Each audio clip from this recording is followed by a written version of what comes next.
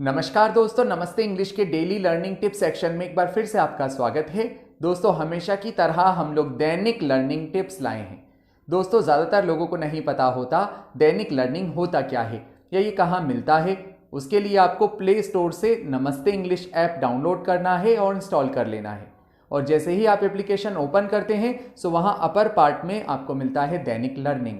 दोस्तों, यहाँ English grammar related tips मिलते हैं जो आपकी इंग्लिश को इम्प्रूव करने में मदद करते हैं।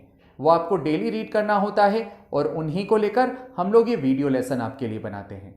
दोस्तों, इसके अलावा एक और बहुत इंपॉर्टेंट अनाउंसमेंट है।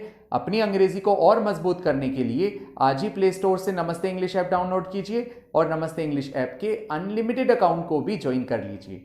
दोस्तों, नमस्ते इंग्लिश ऐप पर आप अंग्रेजी की बोल कर प्रैक्टिस कर सकते हैं और बिना किसी की सहायता से फर्राटेदार अंग्रेजी बोलना सीख सकते हैं। सो देर किस बात की, आज ही नमस्ते इंग्लिश ऐप डाउनलोड कीजिए। अब चलते हैं आज के लेसन की ओर। दोस्तों, आज के लेसन में हम लोग लाए हैं रिलेशनशिप बाय बर्थ पार्ट 2। दोस्तों, जैसा आपको पता है, इससे पिछले लेसन में हमने जाना था जन्म के साथ बनने वाले मोस्ट कॉमन रिलेशनशिप पार्ट 1। दोस्तों, आज के लेसन में हम लोग बर्थ के साथ बनने वाले कई सारे और रिलेशनशिप्स लेकर आए हैं जो हम आम तौर पर बोलते हैं। दोस्तों, जैसे ही हम इस दुनिया में आते हैं, आते ही अपने आप कई सारे रिलेशनशिप्स हमारे बन जाते हैं। आज का वीडियो उन्हीं रिलेशनशिप्स से रिलेटेड है। दोस्तों, आज के रिलेशनशिप में हम लोग जन्म से रिलेटेड कुछ कॉमन रिलेशनशिप्स जानेंगे। दोस्तों, कई सारे कॉमन रिलेशनशिप हैं, जैसे कि ग्रैंडफादर। दोस्तों, फादर मीन्स होता है पिता, लेकिन ग्रैंडफादर का मीन्स होता है नाना या फिर दादा। दोस्तों, नाना या फिर दादा को हम इंग्लिश में ग्रैंडफादर कहते हैं। ऐसे ही दोस्तों, ग्रैंड मदर। दोस्तों, मदर मीन्स होता है माँ, लेकिन ग्रैंड मदर मीन्स होता है नानी या फिर दादी। दोस्तों, नानी और दादी दोनों को हम लोग ग्रैंड मदर कहते हैं। इसी तरह से दोस्तों, सन्स सन भी कहते हैं या ग्रैंड सन भी कहा जाता है पोता को। दोस्तों, पोते को हम इंग्लिश में सन्स सन भी कहते हैं और ग्रैंड सन भी कहा जाता है।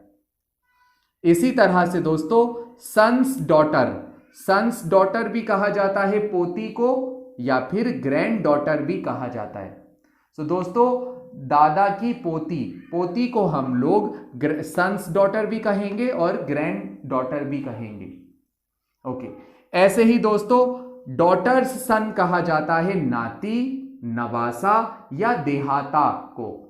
दोस्तों, नाती, नवासा या देहाता को हम इंग्लिश में डॉटर्स सन कहते हैं।